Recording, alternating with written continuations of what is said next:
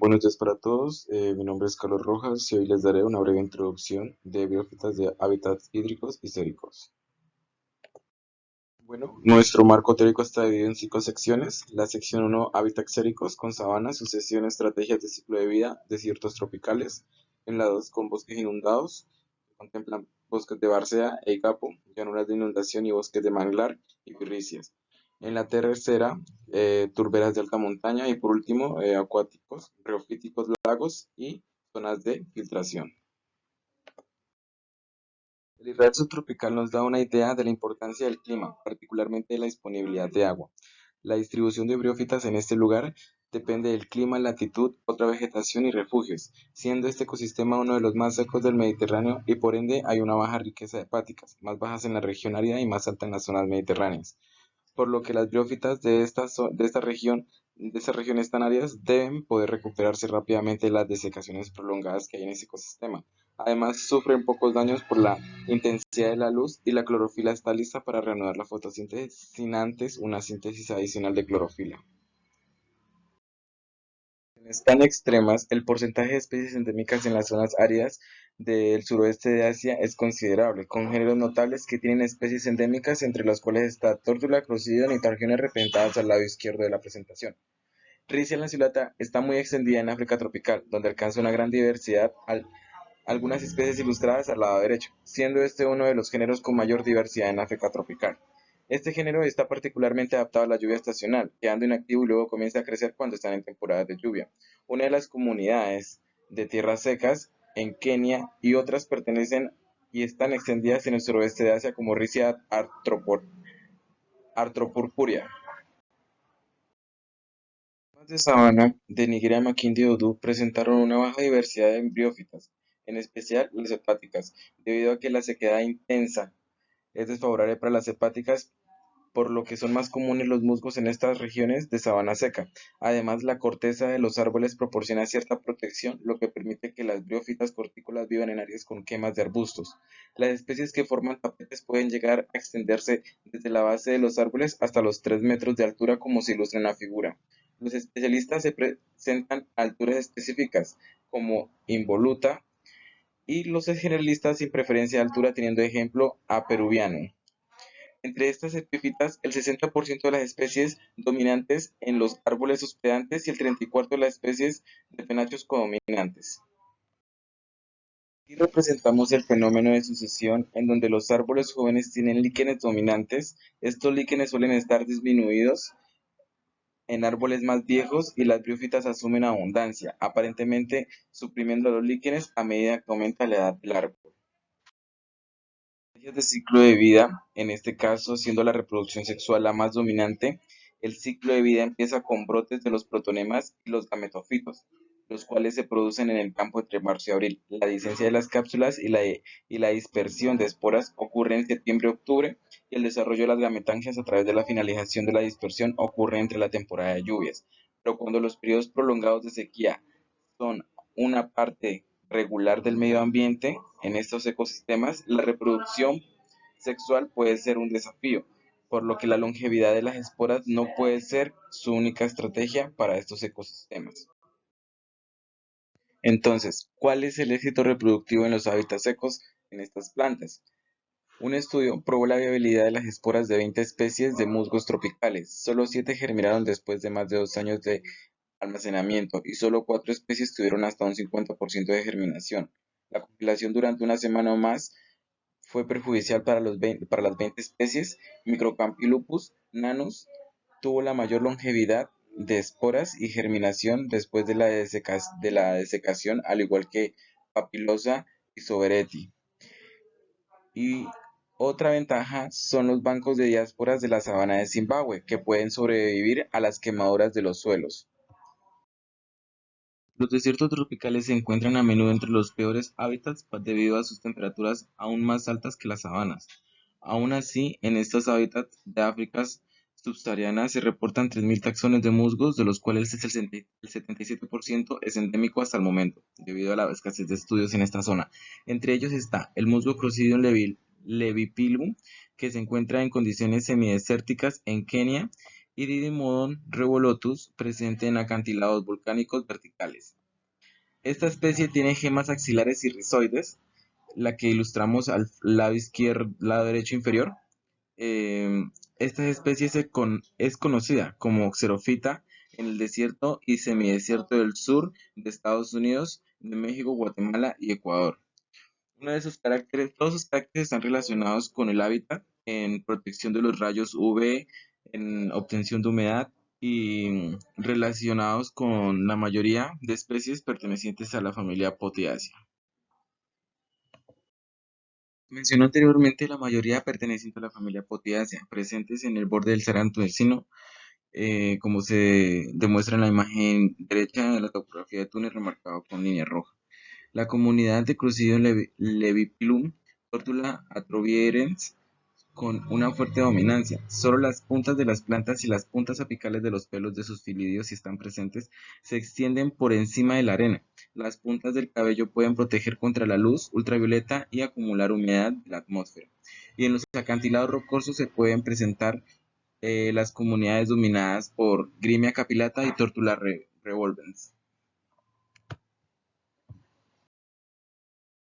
Así, la asociación de Cladium verticalium y Dimodon tapaceus forman una comunidad de briófitos que ocurre solo cerca de las cascadas del oasis de Tamersa y solamente se presentan en este punto específico en todo el mundo. Además, durante la estación seca, las hepáticas talosas de esta zona son diminutas y se vuelven prácticamente invisibles, reapareciendo cuando llegan las lluvias. Esta habilidad es particularmente común en Rizácea. La especie ricia en estos hábitats secos exhibe un 20% de endemismo, mientras que el otro 20% son xerofíticos generalizados, a menudo cosmopolitas. La mayoría de los musgos se encuentran en potiáceas, como se mencionó anteriormente. Estos musgos xerofíticos tienen hojas crujientes y a menudo retorcidas con márgenes enrollados o recurvados. Las zonas de filtración están relacionadas con el proceso por el cual el agua en la superficie de la Tierra entra en el suelo o sale del mismo a manera de pequeños acuíferos subterráneos o en áreas de filtración alrededor de presas construidas por el hombre o presas naturales. En el suroeste de África identificamos especies como Funaria, Rixia cavernosa y Tórtula hopenana.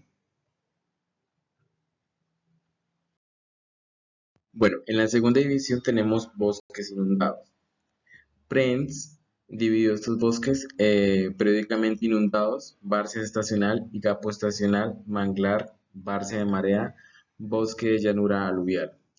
Permanentes anegados: bosque pantanoso permanente de aguas blancas, Igapo permanente.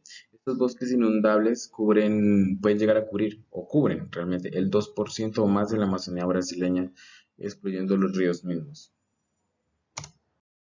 Bueno, para entender la dinámica de los siguientes ecosistemas, también tenemos que entender la dinámica del río Amazonas en general. Nave analizó los diferentes grupos de conectividad y el pulso de inundación y encontró 4 fases en el año denominadas por Trago. La fase 1, ascenso y canalización, en donde los materiales alóctonos comienzan a entrar a los lagos desde el río. La fase 2, en la fase de inundación, cuando los lagos pierden su estado léntico. La fase 3, de descenso de drenaje, cuando la biomasa es transportada desde los lagos hacia el río. Y la cuarta fase de aislamiento, cuando los lagos restablecen su condición de hábitats lénticos y las comunidades son reguladas por procesos in situ. Además, el ancho del río varía entre los 1.6 kilómetros en su etapa de sequía, donde no hay lluvias, y logra subir hasta los 190 kilómetros en temporadas de lluvias.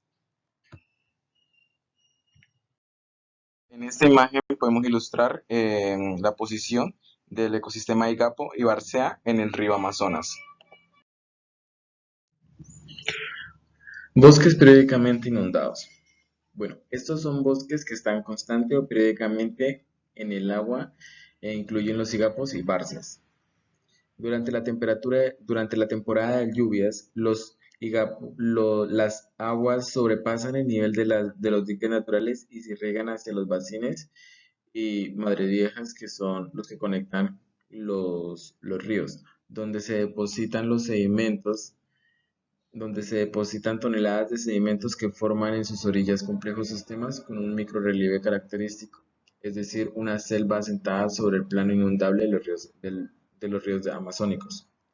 Entonces, la selva de Barcia se inunda por ríos de aguas blancas con abundante sedimento, material particulado erosionado por el agua, que puede estar anegado o sumergida durante un periodo largo y luego vuelve a quedar expuesto luego vuelve a quedar expuesto.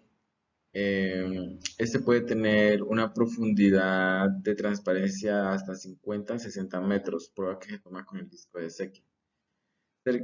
Bueno, los igapos son zonas de aguas negras y claras que dan tonalidades rojizas a doradas y este puede tener un disco de Secchi de 3 metros o más y se encuentran en los tramos inferiores de los ríos y riachuelos, de los ríos, es decir, los riachuelos que conectan a estos.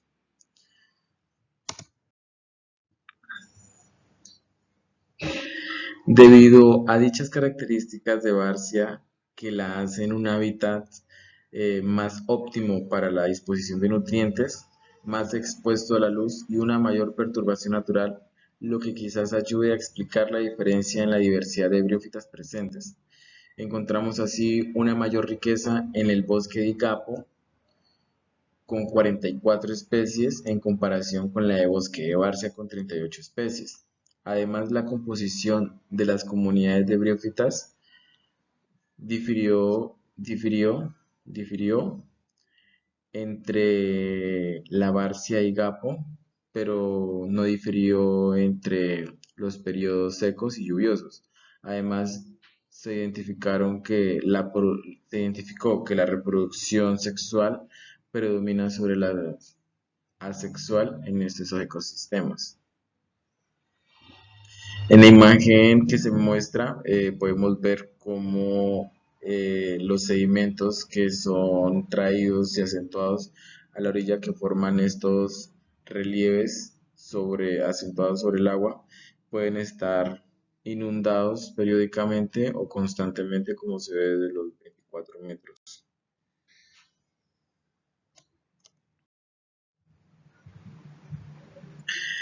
Virola surinamensis, un sustrato de igapo para briófitas, como se puede observar, es típico en las zonas de inundación, Barcia y Gapo, eh, en donde crece a la orilla de estas fuentes de agua en zonas inundables y sus raíces ofrecen una mayor superficie para estas plantas basales.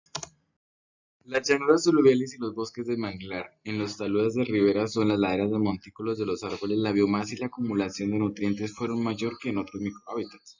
En Tailandia, donde se realizó este estudio, hay alrededor de 40 especies de árboles, de las cuales solo 10 especies soportan briófitas epífitas, como es con Rhizophyra manglea representado al margen izquierdo superior.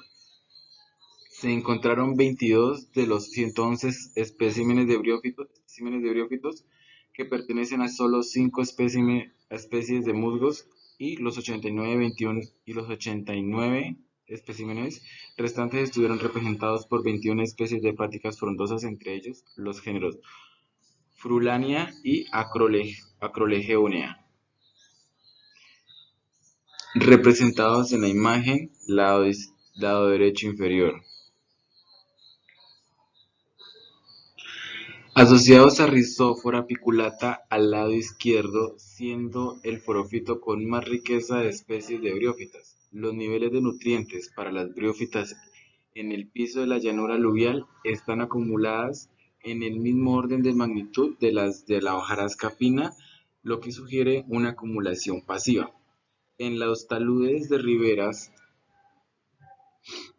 o de montículos de árboles, la biomasa y la acumulación de nutrientes fueron mayor, ya que las briófitas de llanura aluvial sirven como filtros bióticos de las aguas de inundación, lo que ayuda a retener los nutrientes en estos hábitats cuando baja la marea.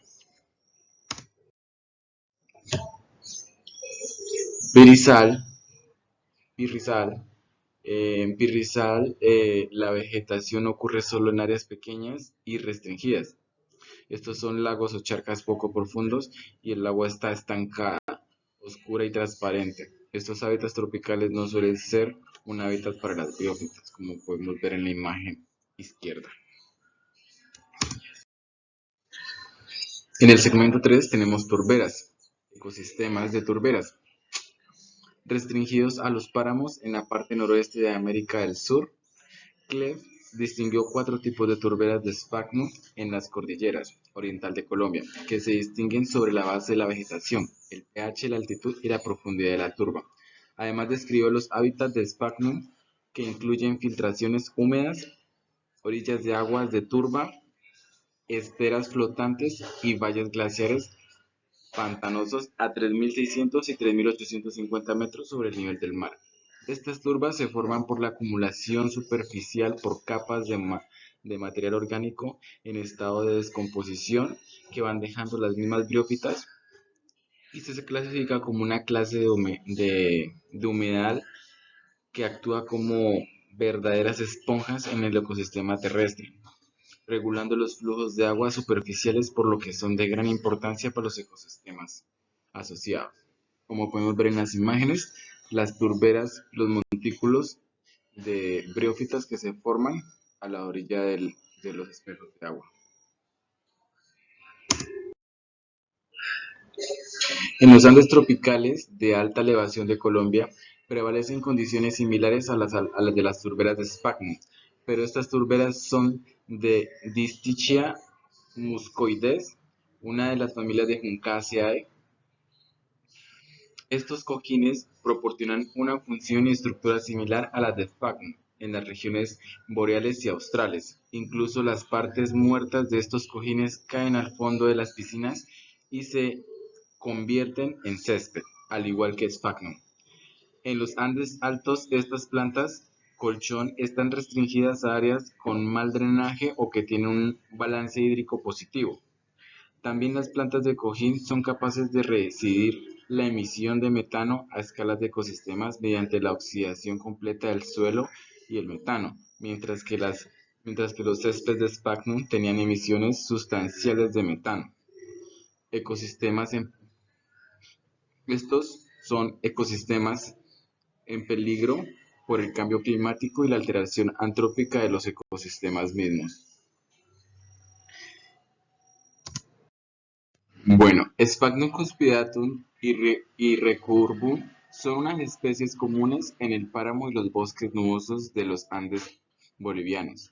Se han determinado que por el nivel de pH, la conductividad y las concentraciones de calcio, potasio, magnesio, sodio y fósforo, los hábitats de sphagnum en el páramo y los bosques nublados de los Andes bolivianos son mayormente hombrotróficos, es decir, que atrapan la humedad de las nubes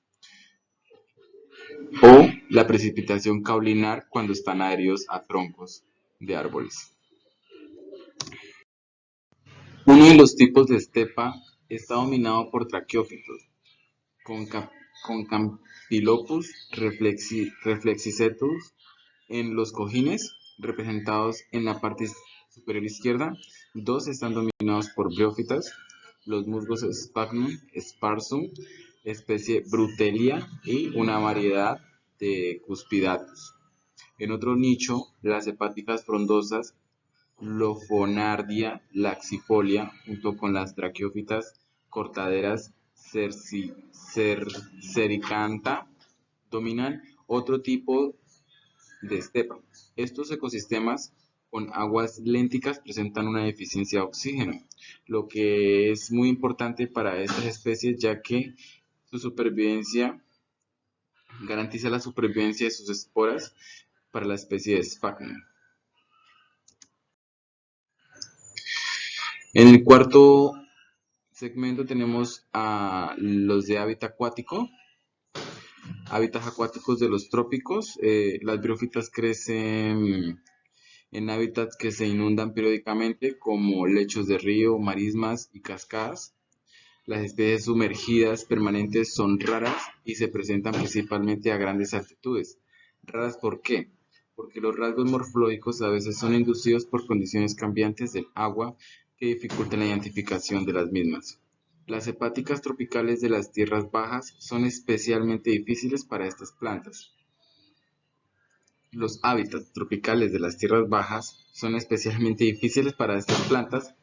Esto se debe a que las briófitas están continuamente hidratadas eh, y continúan respirando incluso cuando las temperaturas son altas, lo que da como resultado una pérdida neta de carbono, ya que la respiración supera la fotosíntesis, como se ilustra en el lado superior derecho, especialmente en condiciones de poca luz.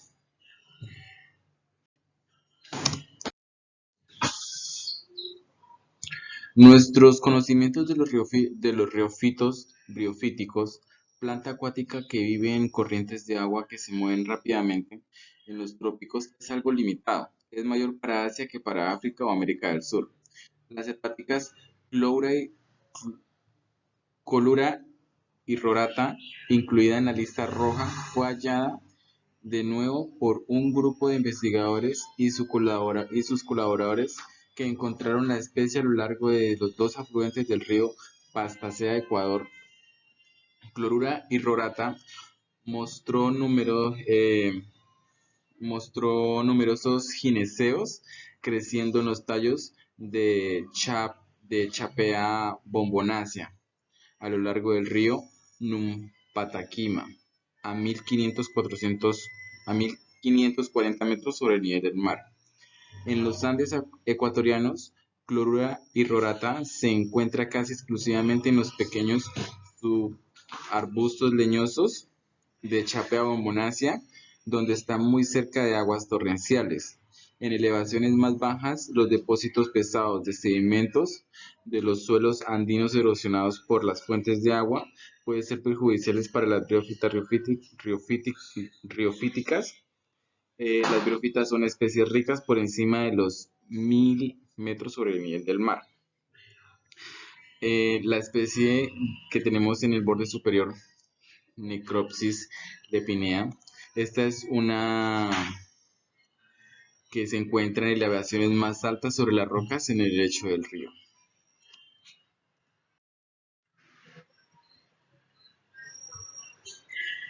Describiendo especies nuevas como las hepáticas riofíticas, Lejunea topoensis de los Andes de Ecuador y el sur de Brasil, otra especie ribereña en Ecuador, Fosombronia hosti, parece estar restringido a los cantos rodeados de piedras de caliza, donde también se puede encontrar F. texana.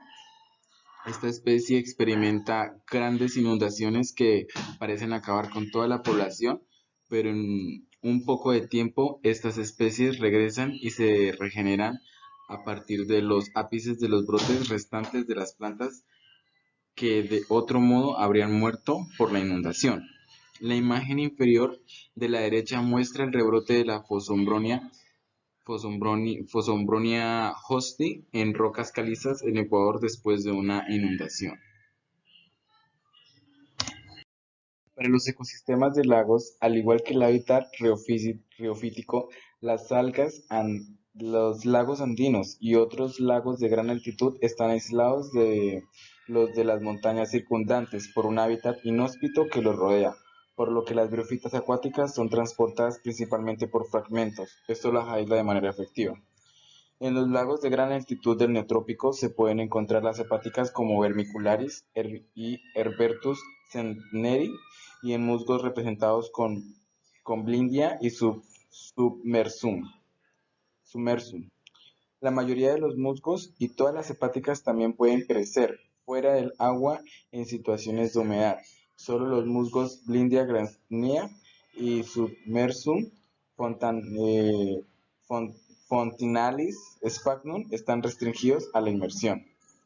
En 7 lagos de páramo por encima de los 3.800 metros sobre el nivel del mar, en el volcán de Chile, Ecuador, se encontró que la especie de musgos, sin incluir sphagnum, fue la vegetación más abundante y frecuente, con una frecuencia del 71.4% en los lagos y una frecuencia del 70% entre los transectos. Proporcionaron una cobertura media del 26.7% y ocuparon Profundidades máximas superior a los 100 metros. Esta es la bibliografía usada. Muchas gracias por la atención.